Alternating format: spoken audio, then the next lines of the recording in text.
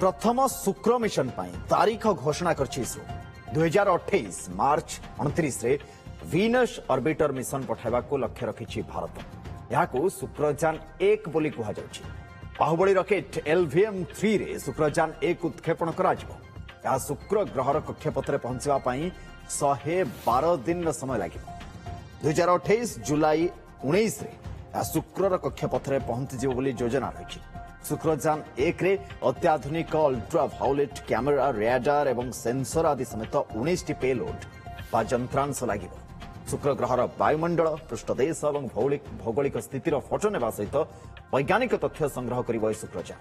एथिरे रूस, France, Sweden और जर्मनी निर्मित यंत्रांश रही सूचना मिली। शुक्र मिशन 1236 कोटी टंका मंजूर कर केंद्र सरकार।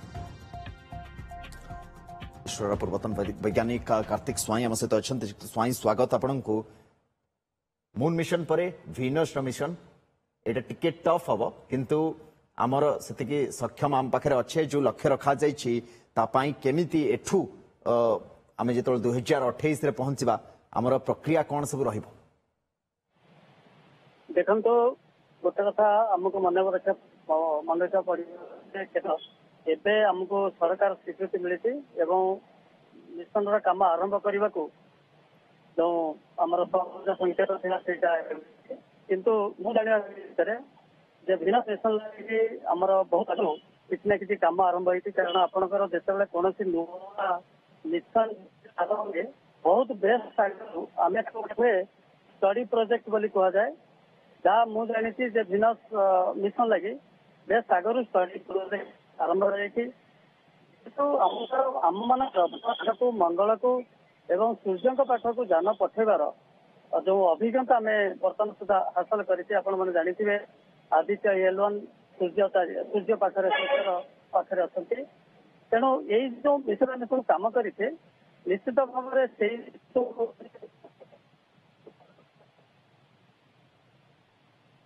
शुणी पार्छन मते शुक्त स्वाई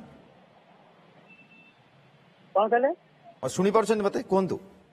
हाँ कोंतु कोंतु। हाँ आज्ञा आपण किछ कहउतले। हाँ हाँ तेणु आमे आमे जो प्रकार अनुभूति पाई थे आमर चंद्रयान हो मंगलयान हो एवं जो आदित्य मिशन हो एथरे जो प्रकार अनुभूति आमे पाई थे से अनुभूति को नहीं निश्चित भाव आमर वैज्ञानिक माने काम करिवे एवं जो 2028 अच्छी जो गोटे टार्गेट रही से टार्गेट रे आमे निश्चय चैलेंजेस कौन रहिबो निर्दिष्ट भाव रे एवं से चैलेंजेस को टैकल करबा पई आम प्रक्रिया रे कौन परिवर्तन आपण देखुचंती करिवार।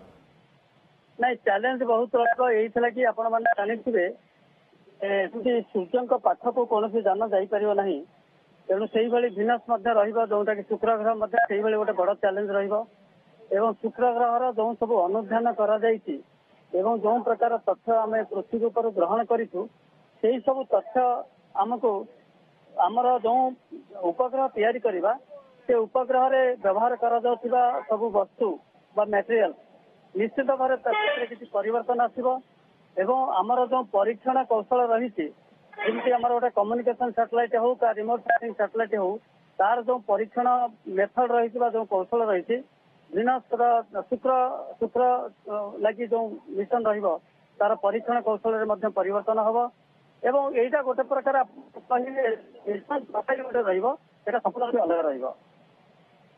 ठीक अच्छे किंतु मोटामोटी भाव जदि आम देखा यादरे बाहर भी किसी यंत्रांश लगे किसी पेलोड जोटा कि जर्मन निर्मित स्वीडेन निर्मित लगे किसी निर्दिष्ट कारण रखा जाइए जोटा कि आम पेलोड सहित भी अन्य किसी जिनस लगा जाए पठा जाउछि।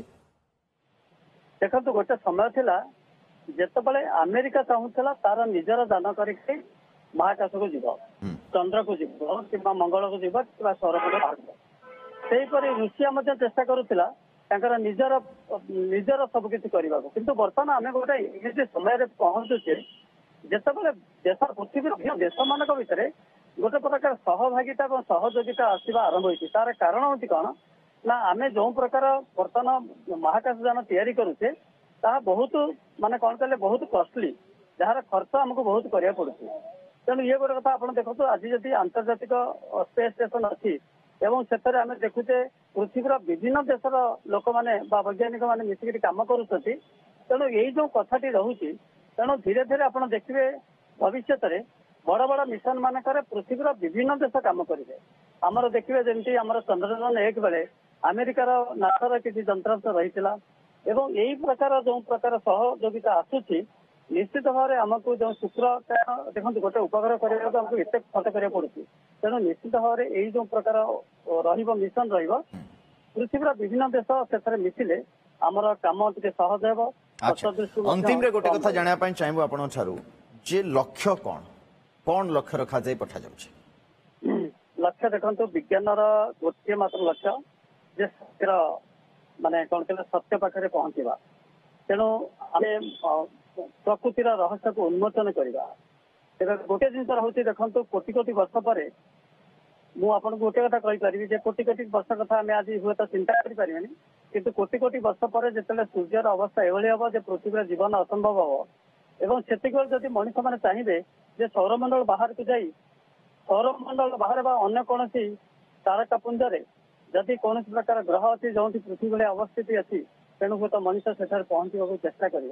तेणु लक्ष्य तो बहुत बड़ एवं कथा कौन से लक्ष्य को आम हासिल करने को आमको धीरे धीरे छोट छोट पदक्षेप नहीं प्रकृतिर रहस्य उन्मोचन करवा एवं आमर टेक्नोलोजी को आमको प्रमाणित करने पड़ो जे आम टेक्नोलोजी समय सहित आगे चली। बहुत धन्यवाद आपन समय पाए एवं संपूर्ण तथ्य रखिथिबारु। कार्तिक स्वाई पूर्वतन इसरो वैज्ञानिक आम सहित आलोचना करथिले।